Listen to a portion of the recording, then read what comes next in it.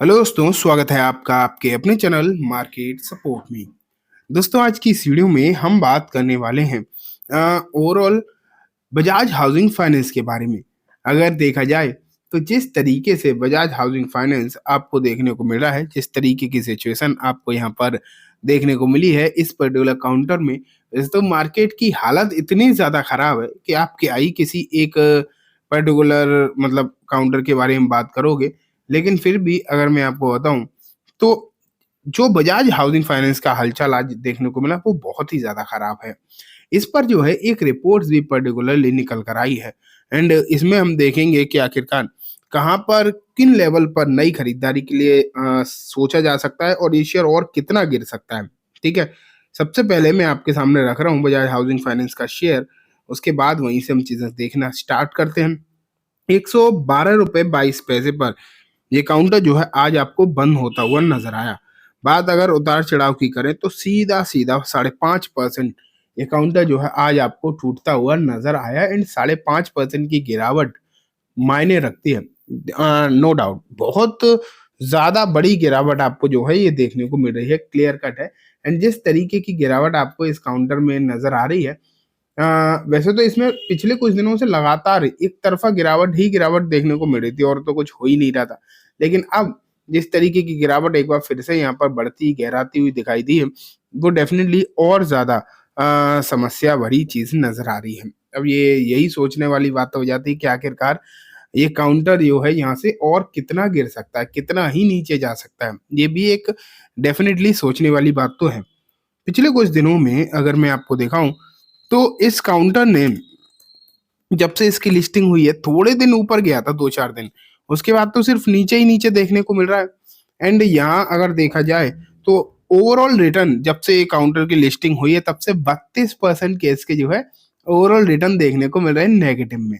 लेकिन अगर इसे आप ऊपरी स्तर से देखोगे तो 40% की गिरावट आपको यहाँ पर नजर आ रही है। 40% मायने रखता है दोस्तों ये गिरावट 40% की, क्योंकि अगर 40% शेयर नीचे टूट गए हैं तो जो लोग इन्हें रखकर बैठे होंगे इनके तो हालचाल बहुत ही खराब हो गए होंगे डेफिनेटली।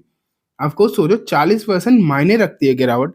अगर 40% शेयर टूट गए तो आखिरकार होगा क्या लोगों का, ये तो आप सोचो। कब तक अगर मान लेते हैं गिरावट, मार्केट में गिरावट नहीं रुकी, कुछ दिन और नहीं रुकी, तो इन शेयर्स का क्या होगा? क्या ये 70-80% टूट जाएंगे क्या? ये भी तो आप सोचो। अभी तो मार्केट सिर्फ ऊपरी स्तर से 10% गिरा है। निफ्टी निफ्टी के तौर पर अगर आप देखो सिर्फ 10% की गिरावट हुई है। तो चलो देखते हैं, कुछ रिपोर्ट्स को देखने की कोशिश करते हैं कि क्या इन रिपोर्ट्स में क्या कहा जा रहा है इस स्टॉक के बारे में, किस तरीके की सिचुएशन जो है आपको देखने को मिल सकती है। ठीक है, तो ये देखो, सबसे पहले एक रिपोर्ट मैं रख रहा हूँ आपके सामने। Jio financial and Bajaj housing finance, what Prashant Tapse of Mehta equities says on these two stock. तो यहाँ पर दो स्टॉक की चर्चा करी जा रही है, एक तो जिसमें जियो ही है एंड दूसरा आप देख पा रहे हैं बजाज हाउसिंग फाइनेंस दिखाई दे रहा है। अब देखते हैं कि इनमें किस तरीके की सिचुएशन देखने को मिल सकती है आने वाले दिनों में। इधर उधर की हम बातें नहीं करेंगे, मैं डायरेक्टली आपको जो है कंक्लूजन पर ही लेकर चलता हूँ कि कहाँ इसके बारे में क्या जा रहा है। तो ये देखो आप यहाँ पर, और थोड़ा थोड़ा करके नीचे लेके आया हूँ मैं। ये देखो, when asked about Bajaj Housing Finance Limited, he suggests that 105 मतलब 105 से 100 रुपए के जो लेवल हैं वो इसके लिए फ्रेश इन्वेस्टर्स के लिए इम्पोर्टेंट हो सकते हैं। Those holding can consider accumulate more. The stock can do well, but not in this quarter. The next financial year will be great for the housing finance sector. In the private sector housing finance, Bajaj Housing Finance is the one of the fastest growing company in the terms of AUM.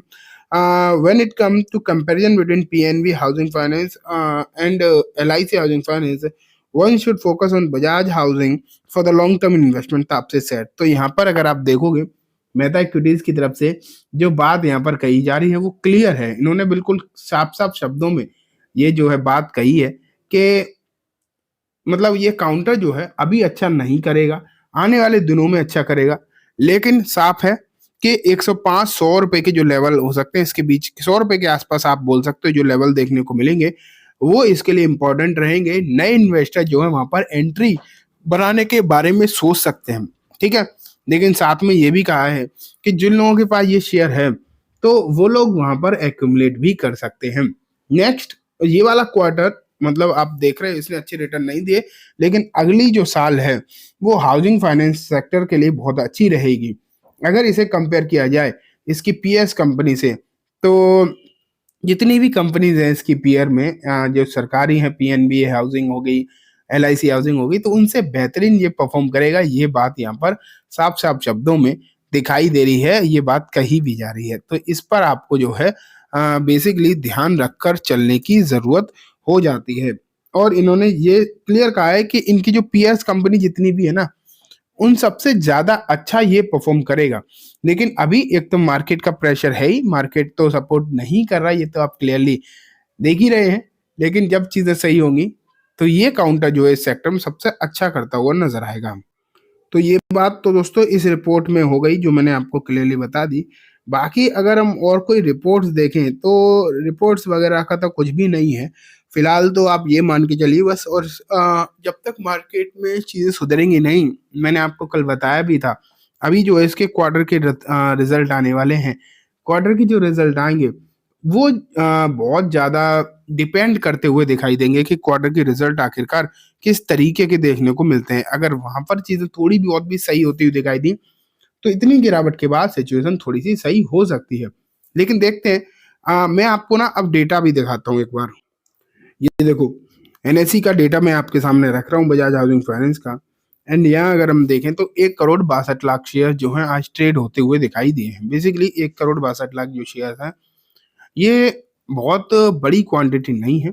ये भी आप मान के चलिए in terms of volume अगर हम देखें तो ये नॉर्मल वॉल्यूम ही है।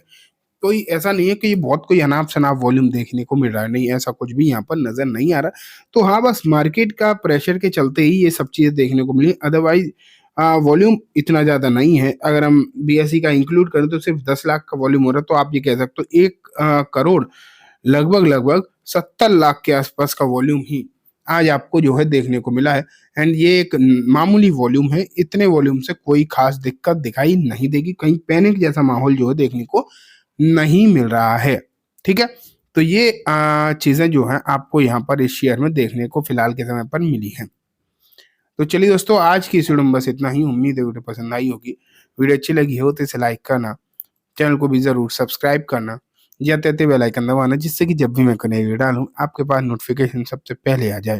एंड दोस्तों, वीडियो सिर्फ और सिर्फ एजुकेशन एंड इन्फॉर्मेशन पर्पज से है, तो इसे किसी भी तरीके की बाइंग सेलिंग रिकमेंडेशन के तौर पर बिल्कुल भी ना देखें। Thank you.